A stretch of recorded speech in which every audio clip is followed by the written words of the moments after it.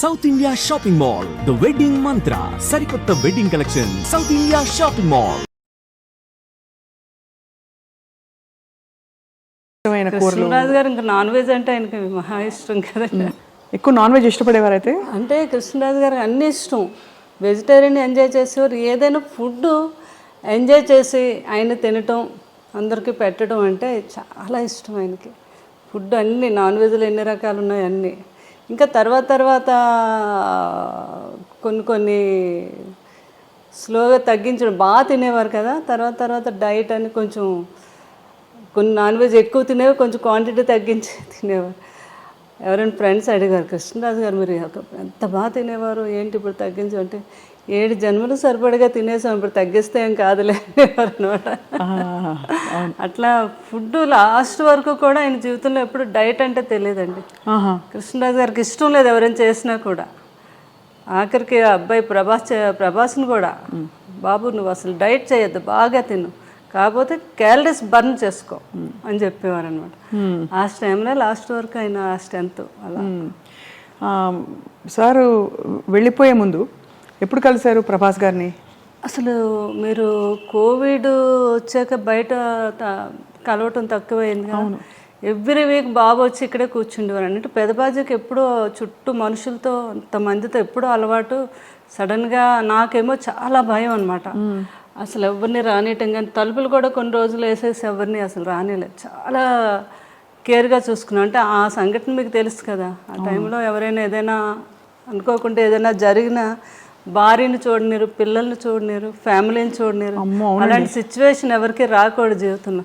అట్లాంటిది కృష్ణరాజు గారిని ఎంతలా చూసుకోవాలి అని నేను పూర్తిగా. బాబు కూడా పెదనాన్న గారిని ఎవ్రీ వీక్ వచ్చేవారు. వచ్చే ముందు 3 days ముందు కోవిడ్ టెస్ట్ చేయించుకొని అయినా అప్పుడు రిజల్ట్ వచ్చాక వచ్చి పెదబాధ్యతో ప్రతిసారి అంతే. అంత జాగ్రత్త పడ్డారు. అంత జాగ్రత్త, చాలా జాగ్రత్త పడ్డాం అనమాట. అలాగే ఇంకా బోర్ కొట్టేస్తుంది నాకు, ఏం పర్లేదండి వారు ఆయన అయితే. నేనైతే మంచిగా యోగా చేస్తాను, ప్రాణాయామం ఏం చేస్తాను కదా, నాకే కోవిడ్ రాదని. అయినా మనకు భయం ఉంటుంది కదా, నేను ఒప్పుకునేదాన్ని కాదు. అప్పుడు బాబు బోర్ కొట్టేస్తుంది అన్నారని ఇక స్పెషల్గా ఫ్లైట్ వేసి ఒక 2 months హ్యాపీగా ఎంజాయ్ చేయండి అని మమ్మల్ని అక్కడికి మాల్దీవ్స్ పంపించారు. అక్కడ వెళ్ళి ఒక 1.5 month బాగా ఎంజాయ్ చేసి వచ్చారా? మీరు వెళ్ళారు? మేము అందరూ. కృష్ణరాజు గారు బాగా ఎంజాయ్ చేశారు అక్కడ. ప్రభాస్ గారు కూడా వచ్చారా? బాబు రాలేదు, పెదనాన్న గారిని మా అందరు ఫ్యామిలీని పంపించారు అనమాట. వెళ్ళి ఫుల్గా అక్కడ ఎంజాయ్ చేసారండి పెదబాజీ. మీరు బోర్ కొడుతుంది అంటున్నారు కదా అని. అట్లా పెదనాన్న గారిని, బాబు కూడా లాస్ట్ టైంలో లక్కీగా బాబు కూడా ఎక్కడికి వెళ్ళలేదు, విదేశాల్లో ఎక్కువ వెళ్ళిపోయేవారు. అదే ఆ కృష్ణరాజు గారు చేసుకుని. కృష్ణరాజు గారు ఎప్పుడు అనేవారు, ఏ మనిషి అయినా ఎన్నాళ్ళు బతికినా బతకచ్చు, కానీ వెళ్ళిపోయే ముందు మాత్రం ఎప్పుడు తన ఫ్యామిలీ ఎప్పుడు తన చుట్టూ ఉండాలి. అలాగే అప్పుడే మనిషి లాస్ట్ జీవితం తను ఆనందంగా వెళ్ళినట్టు అని చెప్తూ ఉండేవారు ఎవరితోనని. ఆయన అనుకున్నట్టుగానే అందరం పిల్లలు, నేను కరెక్ట్గా బాబు కూడా పెదనాన్న గారి దగ్గరే ఉన్నారా? అందరూ ఉంటుండగానే.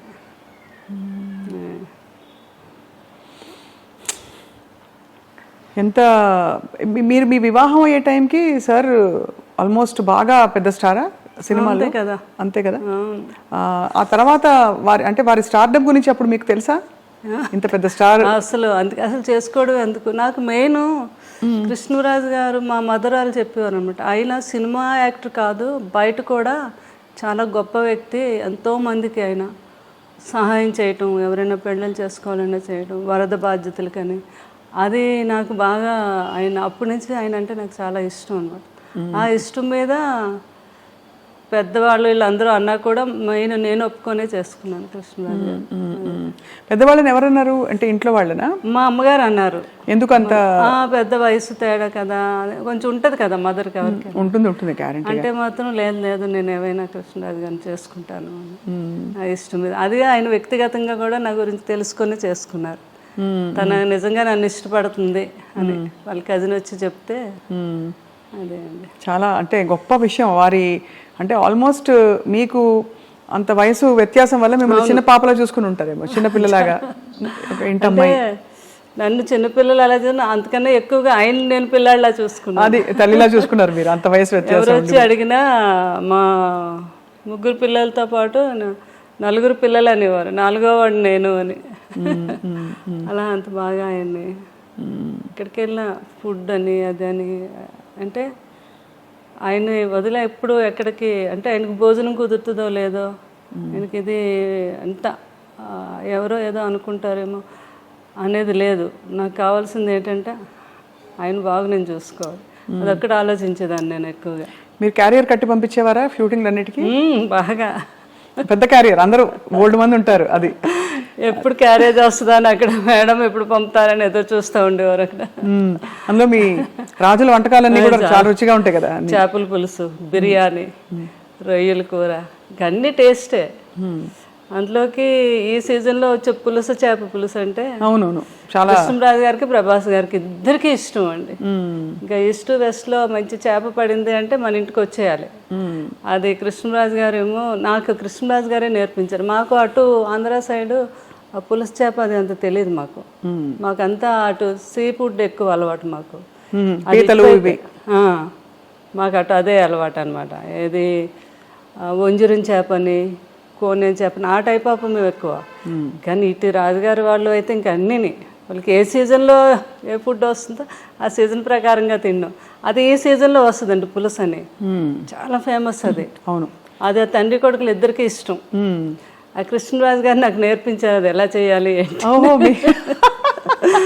బాబుకి పులుసు చేయాలి అంటే ఇంకా ఆయన హడావిడి చూడాలి అనమాట.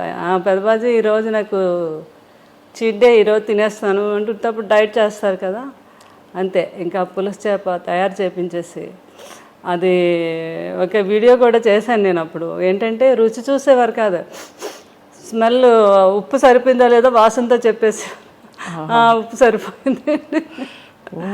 అదే సంపూర్ణమైన అన్ని సంపూర్ణమైన జీవితం అంటే కృష్ణరాజు గారేనండి. బాబు కూడా అదే అంటారు, అబ్బా ఎవరికైనా కూడా అలాంటి జీవితం రావాలి అంటే ఎన్ని ఉడుదుడుకులు ఉన్నా ఏమున్నా మనిషిలో కళ్ళల్లో కనబడడం ఎప్పుడా హ్యాపీనెస్. ఎవరైనా వస్తే భోజనం పెట్టడం.